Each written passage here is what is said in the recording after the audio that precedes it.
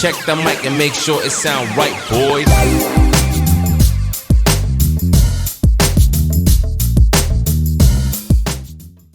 Tools of last resort. Here's my language, something you can use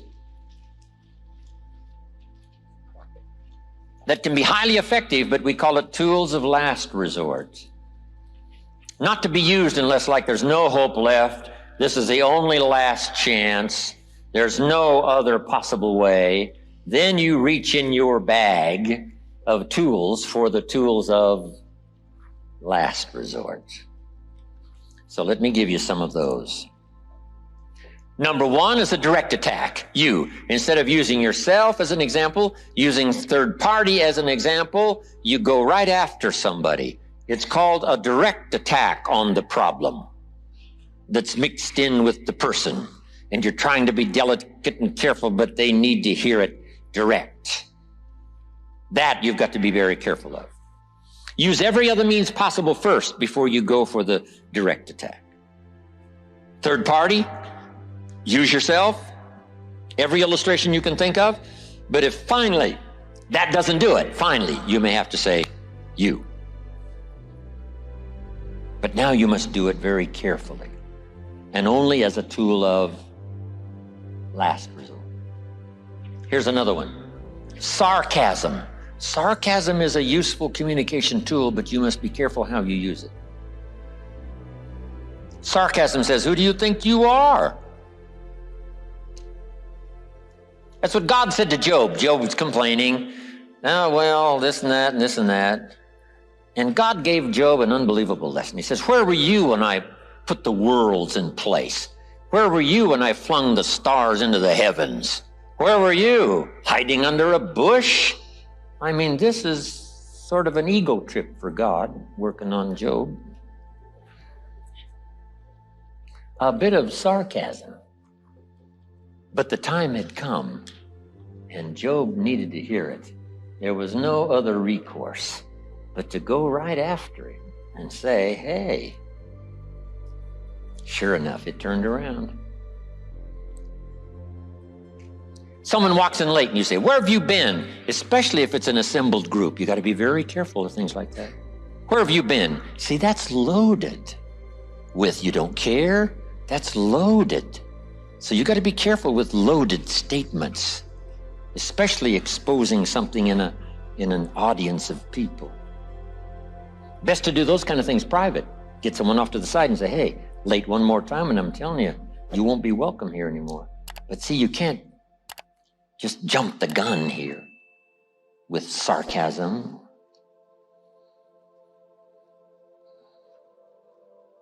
Tools of what? Last resort. When there's no hope left and this is the only way. Here's the next one, scolding. You have to be very careful of scolding. Scolding sometimes as a last resort is very necessary, but you must be very careful. Scolding someone is like giving them a cut. Giving them a cut with your words, like on the hand, giving a cut. And maybe it'll serve its purpose, and the cut will heal, and everything will be okay. You needed to get their attention. Scolding. But you mustn't do it every day. All the time. Some children wind up with these psychic scars because they've been slashed and cut every day. Scold, slash, cut, scold every day. And they wind up psychologically disadvantaged because of this kind of treatment. Somebody who has the words that are cruel, but they use them too often, all the time, rather than saving it up for a tool of last resort. They just cut and slash all the time. And kids sometimes have a hard time working out of this problem because of that kind of atmosphere. Too severe, we say, is too severe. In some countries, if you steal, they cut off your hand.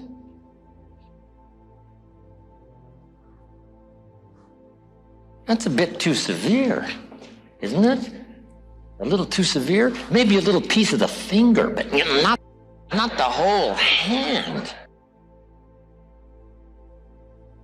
But guess what they say? It's very effective.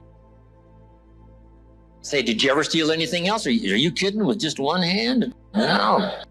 So it is effective. But we would say what? Too severe. What do we say with someone that now has been convicted? They must not suffer what? Cruel and unusual punishment. Hopefully we will continue to be a country that does not administer cruel and unusual punishment. Now, parents, let me talk to you about cruel and unusual punishment. You must be gifted in thinking of ways. Now, sometimes severity is needed, but only as a last resort. John Kennedy's father, old Joe, said this to John, and it'll serve in so many ways, and you'll see when I give it to you. Here's what old Joe Kennedy said. If it is not necessary to change, it is necessary not to change. If it's not necessary to change, it's necessary not to change. So I'm sure you've got that message now. If it is not absolutely necessary to scold, then it's necessary not to scold. If it's not necessary to use sarcasm, then it's necessary in all the rest of your speech not to use sarcasm. If it's not necessary to use, it's necessary not to use.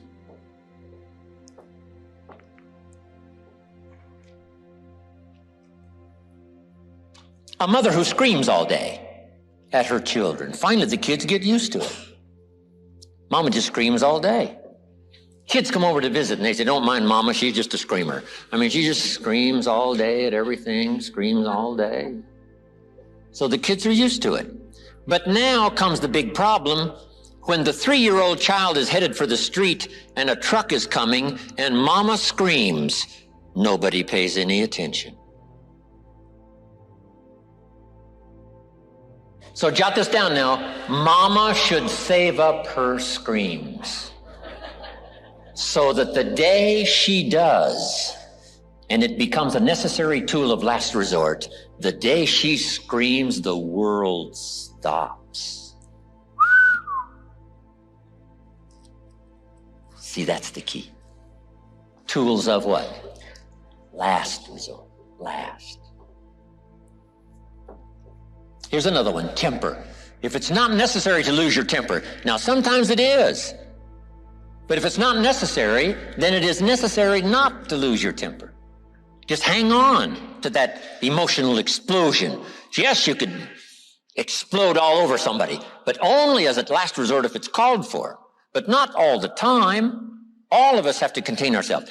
Here's the first law of a civilized society, the restraint of power. And the restraint of the evil side of our nature.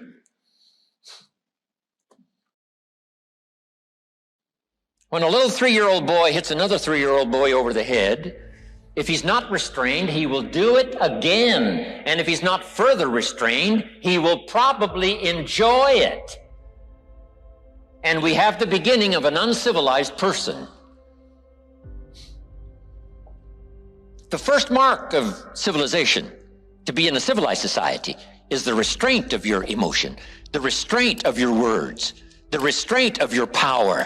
That's the beginning of a civilized society.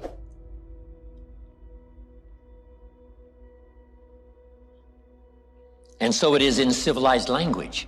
So it is in civilized communication. The restraint of being so powerful you blow somebody away or make a situation so impossible it'll never be cured. Effective but careful. Easy, powerful but easy.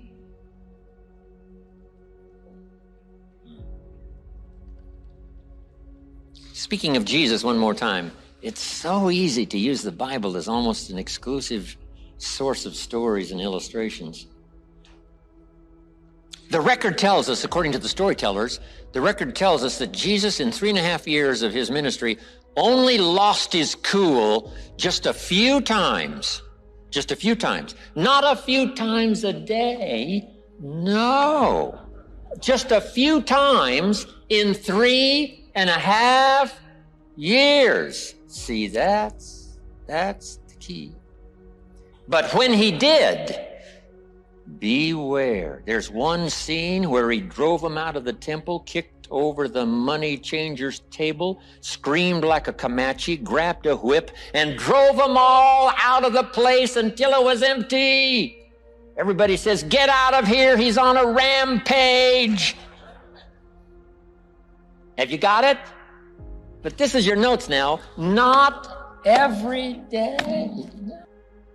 So I'm asking you, okay, the restraint of power, yes, you could use. Yes, you could empty the place. Yes, you could create unbelievable havoc and have some sort of satisfaction. But see, only as a tool of last resort, whether it's the community or a company or a person or a child, right? Restraint of power. Next is borrowing, saying it well from someone else. Like the lyrics of a song, if somebody's written something that is so gifted in terms of its meaning and impact, you might as well use it. I talked about Zig Ziglar, right? Zig said, if you help enough people get what they want. I didn't say that. Zig said it. I borrow it. It's just as effective as to saying Zig said it.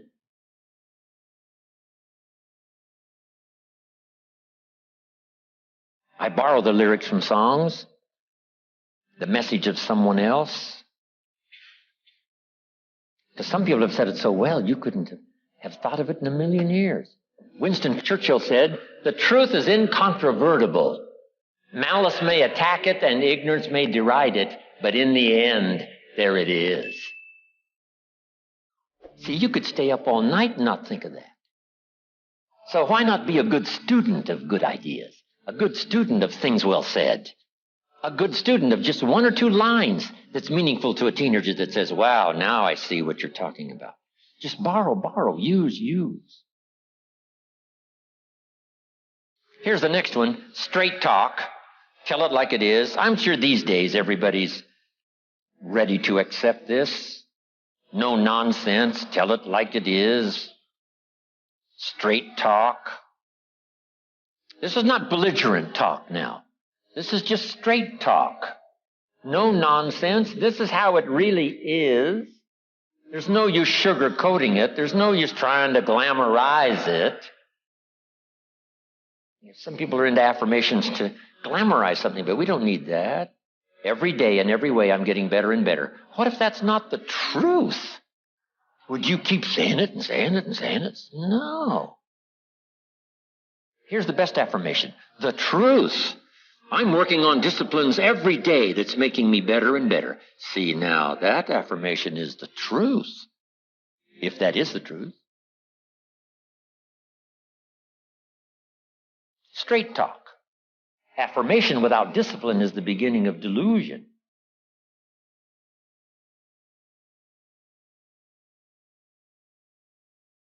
Plenty is possible without being foolish. Here's the truth. We are the victim of our sins and our errors. Here's also the truth. You can turn it around in one day and head a brand new direction, and probably within a few weeks and maybe a few months, the early return will keep you on this track forever, and the fortune belongs to you. See, that's also the truth. The truth is we're victim of our errors. The truth also is you can turn it around overnight. You can't get there overnight, but you can turn it around overnight. And the answer is why not? The quicker you turn it around, the quicker the abundance belongs to you, and the closer your fortune comes.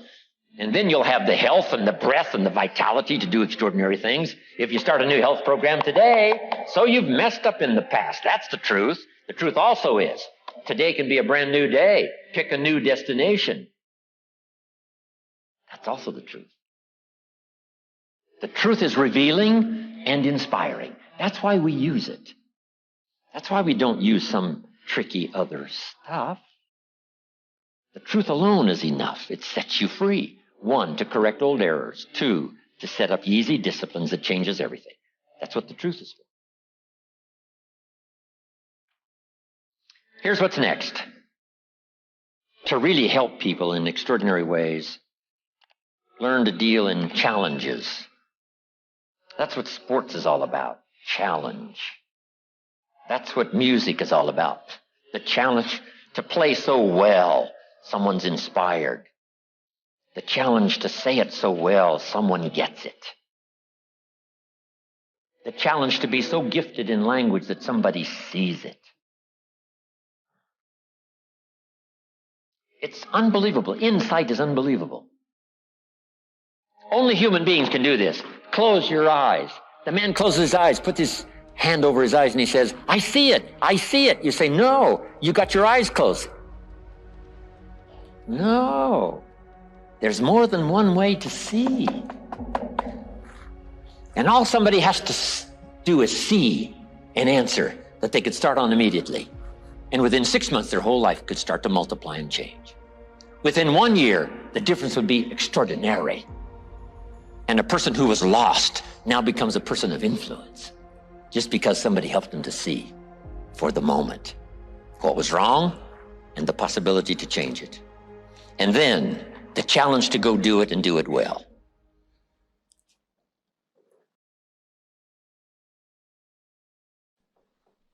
Now here's the best challenge of all. Let's go do it. Not always saying you go do it, you go do it. You change, you go do it. Here's the best challenge. Let's go do it. Let's get healthy. Let's change the world. Let's build an enterprise. Let's work on this together. See, I always respond to this. Let's. Sometimes it's hard to lift yourself out. It's hard to be self-inspired at first.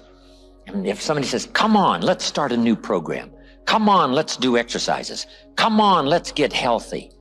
Come on, let's start something. I'll be there, you be there, and you bring a guest and I'll bring a guest. Let's start something. That is so inspiring to have somebody say, let's do it. Not always you do it, let's do it. Let's build a team.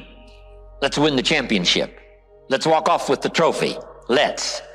Wow, there's something about that that can keep you awake nights. There's something about that that turns on the juices. There's something about that that reaches deep in the soul for a person that can do extraordinary things when somebody says, let's. I've got 2 with me already. If you'll be the next one, we can conquer the world. You say, whoa. Together, nobody's a match for us. By yourself, you're vulnerable. With us, nobody's a match. You say, wow, I want to belong to that team. So figure out ways to say let's. We must be careful with power. A father must be careful with power so that his children doesn't live in his shadow.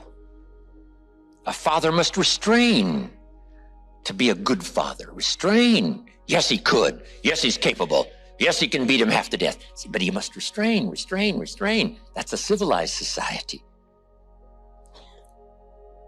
And the more powerful you are, the more careful you have to be. Hey, the elephant must be careful where he steps. You say, well, but this is a big, happy, friendly elephant. Yes, but the mouse is dead. He didn't see him. He just went walking, and now the poor mouse is gone. He didn't mean to, but he's so big that he has to be careful where he steps. We've got powerful people in this room today. I'm asking you to be careful where you step, and be careful what you say, and be careful what you write. Be careful in conversation, wise but careful, strong but easy. And good communication belongs to you. Now here's one more that is so unique. Here's the last one now on communication. Then I got a few more things and then we'll be finished. The more you care, the stronger you can be. See, that's the key. The more you care, the stronger you can be. Even children will allow you to really get on their case if they know you really care. If there's no doubt about your sincerity, if there's no doubt about your heart that breaks when you have to cover something unpleasant, there's no doubt about that. And the more you care, the stronger you can be. And then if you're going to be strong, you have to care. There are some conversations that you have with your children that don't make sense if you don't cry. If the tears don't flow, this conversation doesn't make sense. This is just belligerence. I don't mind a minister consigning my soul to hellfire for my sinful ways, as long as he does it with tears and not with joy. If you were going to preach a sermon on hellfire, wouldn't you have to sob and cry? If you're going to preach hellfire, you have to sob and cry. If dry-eyed you preach hellfire, everybody dismisses it as a performance. Unless your heart breaks, unless the tears flow, you can't preach hellfire for an individual. Doesn't make sense. We dismiss it as ego. But if your heart breaks and the tears flow, you can cover some pretty heavyweight stuff and be so effective.